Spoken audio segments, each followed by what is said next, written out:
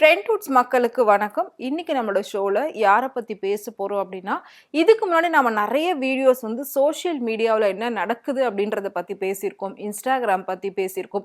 YouTube influencer பத்தி பேசியிருக்கோம். அது மட்டும் இல்லாம சினிமா சீக்ரெட்ஸ் என்னென்ன அப்படின்றது எல்லாத்தையுமே பேசியிருக்கோம். பட் இந்த மாதிரி ஒரு ஃபேமிலி ப்ராப்ளம் அப்படிங்கிறத பத்தி நம்ம வந்து இதுவரைக்கும் பேசினதில்ல. ஸோ இன்ஃப்ளூயன்சரா இருக்கிறவங்களுக்குள்ள ஏன் இவ்ளோ ப்ராப்ளம் வருது? ப்ராப்ளம் உண்மையிலே வருதா? இல்ல இவங்களே மறுபடியும் கண்டென்ட் கிரியேட் பண்றாங்களா? அப்படின்ற ஒரு விஷயம் இப்ப பயங்கர ஒரு ஹாட்டா போயிட்டு இருக்கு அப்படின்னு சொல்லலாம். ஸோ அதை பத்தி தான் இன்னைக்கு நம்ம வந்து பேச போறோம். ஸோ என்ன அப்படின்னா வந்துட்டு ரீசெண்டா அஷ்மிதா அண்ட் விஷ்ணு இவங்க 2 பேர் ஒரு ஹஸ்பண்ட் ஒய்ஃப். ஸோ ஹஷ்மிதா வந்துட்டு ஆல்ரெடி படங்கள் பண்ணியிருக்காங்க. ஸோ அதுக்கப்புறம் அவங்க பியூட்டிஷியன் லைன்ல போயிட்டாங்க. அகாடமில வச்சு நிறைய ஸ்டூடெண்ட்டை வந்து ட்ரெயின் பண்ணிட்டு இருந்தாங்க. ஸோ அந்த பியூட்டிஷியன்ல ஒரு நல்ல சக்சஸ் கொண்டு வந்துகிட்டு இருந்தாங்க. இவங்க வந்து சோசியல் மீடியால ரொம்பவே ட்ரெண்டா இருக்கக்கூடிய ஒரு பர்சன் அப்படின்னு சொல்லலாம். இவங்களோட ஹஸ்பண்ட் விஷ்ணு இவருமே வந்துட்டு சோசியல் மீடியா இன்ஃப்ளூயன்சர் தான். ஸோ இவர் வந்துட்டு ரீசெண்டா ஒரு பொண்ணை வந்து மெசேஜ் பண்ணி சாட் பண்ணி ஏமாத்திருக்காரு அப்படின்ற ஒரு விஷயம் ரொம்பவே ட்ரெண்டிங் ஆச்சு. அதுக்கு முன்னாடி வந்து ஆன்லைன்ல நிறைய பணம் ஸ்கேம் பண்ணிருக்காரு. கிட்டத்தட்ட 100 கோடி ரூபாய் கிட்ட ஸ்கேம் பண்ணிருக்காரு அப்படின்ற ஒரு விஷயமும் வந்தது. ஸோ இந்த பொண்ணு விஷயத்துக்கு அப்புறமா தான் அவங்க 2 பேருக்குள்ள சண்டைகள் அதிகமா வர ஆரம்பிச்சது. ஒருத்தர் பத்தி ஒருத்தர் வந்து சோசியல் மீடியாலே எல்லாத்தையும் வெளிப்படையா சொல்ல ஆரம்பிச்சாங்க. ஒருத்தர் மேல ஒருத்தர் அவ்வளோ குறை சொல்றது, அவ்வளோ குற்றம் சாட்டுறது அப்படின்னு சொல்லிட்டு நிறைய விஷயங்கள் வந்து மாத்தி மாத்தி பண்ணிக்கிட்டு இருந்தாங்க. இதுக்கு நடுவுல விஷ்ணு வந்து ஒரு வீடியோலாம் வெளியிட்டு இருந்தாரு. அவரை கட்டி வச்சு அடிக்கிற மாதிரி. இதை வந்து அஷ்மிதா தான் பண்றாங்க அப்படின்ற மாதிரி அவர் வந்து சொல்லியிருந்தாரு. அதுக்கப்புறம் அஷ்மிதா ஒரு வீடியோ அண்ட் ஆடியோ இதெல்லாம் வந்து ரிலீஸ் பண்ணியிருந்தாங்க. இவர் என்ன போட்டு அடிக்கிறதும் தகாத வார்த்தைகளால திட்டினாரு. இது மாதிரி என்ன ரொம்ப டார்ச்சர் பண்ணியிருக்காரு. ரொம்ப ட்ரக் அடிக்ட் ஆயிட்டாரு. பொண்ணுங்க விஷயத்துல ரொம்பவே வந்து வீக்கா இருக்காரு அப்படின்ற மாதிரி நிறைய குற்றச்சாட்டுகளை அஷ்மிதாவுமே முன் வச்சிருந்தாங்க. ஸோ இவங்க 2 பேரோட யூடியூப் சேனல் அப்படின்னு பாக்குறப்போ 2 பேரும் சேர்ந்து இதுக்கு முன்னாடி பெஸ்ட் கப்புள் அப்படிங்கிற ஒரு அவார்டெல்லாம் கூட வாங்கியிருக்காங்க. அவ்வளோ அழகா ரீல்ஸ் எல்லாம் போட்டிருந்தாங்க. ஒரு வேலண்டைன்ஸ் டேவா இருக்கட்டும், ஆனிவர்சரியா இருக்கட்டும், எல்லாத்தையும் அவ்வளோ அழகா செலிப்ரேட் பண்ற மாதிரி போட்டிருந்தாங்க. இவங்களுக்கு ஏற்கனவே ஒரு குழந்தை இருந்தது. செகண்டா இப்போ அஷ்மிதா வந்து பிரெக்னென்டாவுமே இருந்தாங்க. ஸோ இதுக்கு நடுவில் நான் சொன்ன மாதிரி 2 பேரும் மாத்தி மாத்தி ஒருத்தர் மேல ஒருத்தர் வந்து குறை சொல்லிக்கிட்டே இருந்தாங்க. ஸோ இப்போ வந்து பாத்தீங்கன்னா அஷ்மிதாக்கு குழந்தை பிறந்துருச்சு ஒரு வழியா. ஆனா அந்த குழந்தைய வச்சும் விஷ்ணு வந்து சண்டை போடுறதா நிறைய பிரச்சனைகள் வந்திருக்கு. ஸோ அஷ்மிதாவே சொல்றாங்களா இது உன் குழந்தைன்னு தெரியுமா அப்படின்னு சொல்றதா விஷ்ணு வந்து சொல்றாரு.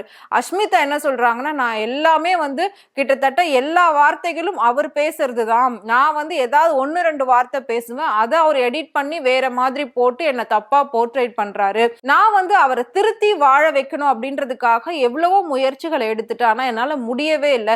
என் அப்பா அம்மாவுமே வந்துட்டு மாப்பிள்ளை என் பொண்ணோட வாழ்க்கை அப்படின்ற ஒரு காரணத்துக்காக அவர் பண்றது எதையுமே வந்து கேள்வி கேட்காம விட்டுட்டாங்க. இதுக்கு விஷ்ணுவோட அம்மா வந்து பயங்கர சப்போர்ட். விஷ்ணுவும் அவங்க அம்மாவும் சேர்ந்துதான் எல்லா விஷயமும் பண்றது.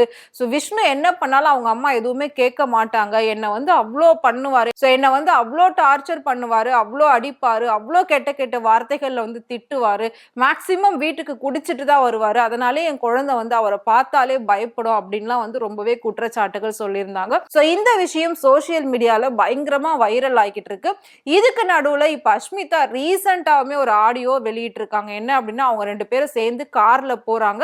கார்ல போறப்ப அவங்க ஏதோ ஒரு விஷயத்தை பத்தி பேசும்போது ஒருத்தருக்கு ஒருத்தர் வாக்குவாதம் அதிகமாகுது. அப்படி அதிகமா ஆகும்போது அந்த டைமிங்ல அவங்க பிரெக்னெண்டா இருக்காங்க. அதாவது நான் சொல்ற இந்த இன்சிடென்ட் வந்து டெலிவரிக்கு முன்னாடி நடந்திருக்கு. ஸோ பிரெக்னெண்டா இருக்கிறவங்கன்னு கூட பார்க்காம இவங்க பேசும்போது அவருக்கு கோவம் வந்து கார்ல வச்சு அவ்வளோ அடி அவங்களை அடிச்சிருக்காரு. அது மட்டும் இல்லாம நடு ரோட்ல இறங்கி பயங்கரமா கெட்ட கெட்ட வார்த்தைகளால அவ்வளோ ஓப்பன் பிளேஸ்ல திட்டிருக்காரு. ஒரு பொண்ணை ஒரு ஆண் இந்த அளவுக்கு கொடூரமா பேச முடியுமா, இந்த அளவுக்கு கொடூரமா தாக்க முடியுமா அப்படின்ற அளவுக்கு ஒரு ஆச்சரியமா இருக்கு அதெல்லாம் பார்க்கும்போது கேட்கும்போது. ஸோ அவங்களும் இவ்வளோ வலிகள் இவ்வளோ வேதனையும் தாங்கிக்கிட்டு நிறைய சேனல்ஸ்க்கு வந்து இன்டர்வியூ கொடுத்துட்டு இருக்காங்க. அவரை பத்தின எல்லா விஷயத்தையும் வெளியில சொல்லிக்கிட்டு இருக்காங்க. ஸோ இப்போ வந்துட்டு ரீசெண்டா விஷ்ணுவை அரெஸ்ட் பண்ணிட்டாங்க இந்த விஷயத்துக்காக. ஸோ அது மட்டும் இல்லாம இன்னும் ஒரு சிலர் என்ன சொல்றாங்க அப்படின்னா 2 பேர் தரப்புமே விசாரிங்க. ஏன்னா அவங்க மேலேயும் தப்பு இருக்கு, இவங்க மேலேயும் தப்பு இருக்கு. அது எப்படி நீங்க வந்து ஒருத்தர் சைடே வந்து விசாரிச்சு நீங்க அவர் அரெஸ்ட் பண்ண முடியும் அப்படின்ற மாதிரியும் கேட்டுட்டு இருக்காங்க. என்ன வேணா இருக்கட்டும், ஒரு பொண்ணு அவங்க பொண்டாட்டியாவே கூட இருக்கட்டும், என் பொண்டாட்டியை நான் திட்டுறேன் அப்படின்னு கூட அவர் சொல்லட்டும். அதெல்லாம் வீட்டுக்குள்ளதான் இருக்கணுமே தவிர ஒரு நடு ரோட்ல வச்சு ஒரு பொண்ணை தகாத வார்த்தைகளால திட்டுறதும், கார்ல வச்சு அவ்ளோ அடி அடின்னு அடிக்கிறதும், அவங்க வந்து அம்மா அம்மான்னு கதறாங்க. அவ்ளோ கஷ்டப்படுறாங்க, அவ்ளோ துடிக்கிறாங்க. கொஞ்சம் கூட ஈவு இறக்கும் மனசாட்சியே இல்லாம இப்படி நடந்துக்கிற ஒரு ஆண் மிருகம் இந்த உலகத்துல இருக்கதான் செய்யுது. எல்லா ஆண்களையும் நம்ம வந்து கண்டிப்பா குறை சொல்லவே முடியாது. ஏன்னா எத்தனையோ பெண்களுடைய வளர்ச்சிக்கு ஒரு முக்கிய காரணமா நிறைய ஆண்கள் இருந்துகிட்டு இருக்காங்க. அப்படி இருக்கிறப்போ இந்த மாதிரியும் ஒரு சில கேவலமான ஆண்கள் இருக்கதான் செய்யறாங்க. கண்டிப்பா இந்த சோசியல் மீடியால எதனால ஒவ்வொருத்தருமே பிரச்சனையை கொண்டு வராங்க அப்படின்னா இது மூலமா ஒரு சொல்யூஷன் கிடைக்கும் அப்படின்னு நினைக்கிறாங்க. சோ மக்களோட ஆதரவு அப்படின்றது போக லீகலா வந்து யாராவது நமக்கு போராடுவாங்க, யாராவது நமக்கு நியாயம் வாங்கி தருவாங்க அப்படின்றதுக்காக எல்லா வீட்டு பிரச்சனைகளையும் வந்து சோசியல் மீடியால போட்டுக்கிட்டு இருக்காங்க. ஆல்ரெடி இவங்க 2 பேருமே ஃபேமஸ் அப்படிங்கிறதுனால இவங்களோட விஷயம் இப்ப ரொம்பவே ஹாட்டா போய்கிட்டு இருக்கு. சோ கண்டிப்பா அஷ்மிதாக்கு நியாயம் கிடைக்கணும் அப்படின்னு சொல்லி பல மகளிர் அணிகளும் வந்து சொல்லிக்கிட்டு இருக்காங்க. சோ 2 பேர் தரப்பும் விசாரிச்சு, ஏன்னா வாழ்க்கை அப்படிங்கிறது இவங்க 2 பேர் சம்பந்தப்பட்டது மட்டும் கிடையாது. குழந்தைங்க இருக்கிறதுனால 2 பேரையும் விசாரிச்சு எதுவா இருந்தாலும் முடிவு பண்ணுங்க அப்படின்ற மாதிரி எல்லாருமே சொல்லிக்கிட்டு இருக்காங்க. பட் நிறைய பெண்களுடைய ஆதரவு வந்து அஷ்மிதாக்கு தான் இருக்கு. ஏன்னா அவங்களோட ஆதாரங்கள் அவ்வளோ ஒரு ஸ்ட்ராங்கா இருக்கு. அதை பார்க்கும்போது நம்மளால கேட்கவே முடியல. இப்படியெல்லாம் திட்டுவாங்களா, இவ்வளோலாம் நீங்க அடி வாங்குவீங்களா அப்படின்ற மாதிரி இருக்கு. பட் என்ன சொல்றதுன்னே தெரியல. ஏன்னா பெண்களுக்கு தொடர்ந்து நிறைய அநீதிகள், நிறைய கொடுமைகள், நிறைய அவதூறுகள், நிறைய அவமானங்கள் நடந்துகிட்டே தான் இருக்கு. என்னதான் தமிழ்நாடு பெண்கள் வளர்ச்சியில முன்னேற்றம் அடைஞ்சுக்கிட்டே வந்தாலும் இந்த மாதிரி ஒரு சில விஷயங்களும் பெண்களுக்கு இதே தமிழ்நாட்டுல நடந்துகிட்டு தான் இருக்கு.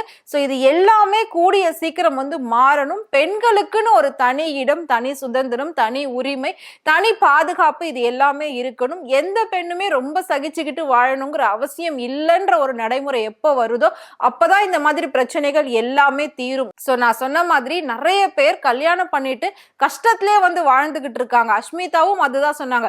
என்னோட வாழ்க்கைக்காக என் அம்மா அப்பா எல்லாத்தையுமே பொறுத்துக்கிட்டாங்க. அவரை எதுவுமே ஒரு கேள்வி கூட கேட்டது கிடையாது. அவரை எதுவுமே தப்பா பேசினது கிடையாது.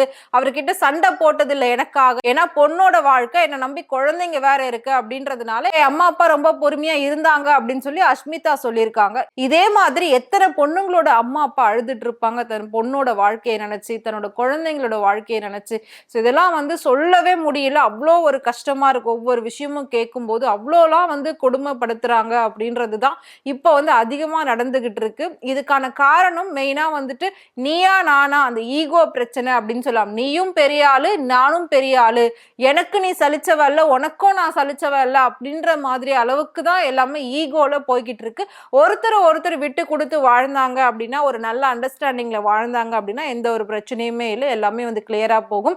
சோ கூடிய சீக்கிரம் இவங்க 2 பேருக்குள்ள பிரச்சனையெல்லாம் தீர்ந்து வாழ முடிஞ்சால் வாழணும், இல்லைன்னா அவங்களோட லைன்ல தனித்தனியா வந்து போகணும். சோ இதுல இம்பார்ட்டன்ட் விஷயம் என்ன அப்படின்னா, அஷ்மிதா அண்ட் விஷ்ணு இவங்க 2 பேர் கல்யாணத்தை நல்லா கிராண்டா பண்ணி அதுக்கப்புறம் நல்லா வாழ்ந்துட்டு வந்தாங்க. திரும்பவும் நடுவுல பிரச்சனைன்னு சொல்லி டிவோர்ஸ் கேஸ் 2 பேருக்குமே நடந்துகிட்டு இருக்கு. சோ டிவோர்ஸ் ஆயிட்டு அதுக்கப்புறம் அவங்கவுங்க வேலையை வந்து பார்த்துட்டு இருந்தாங்க. திரும்பவும் 2 பேரும் ஒன்னு சேர்ந்தாங்க. ஒன்னு சேர்ந்ததுக்கு அப்புறம் தான் அந்த பெஸ்ட் கப்புள் அப்படிங்கிற அவார்ட் எல்லாம் வாங்கியிருந்தாங்க. சரி, ஓகே, 2 பேருக்கும் வந்து பிரிய மனசு இல்ல, மறுபடியும் ஒன்னு சேர்ந்துட்டாங்க. இது வரைக்கும் ரொம்ப சந்தோஷம்.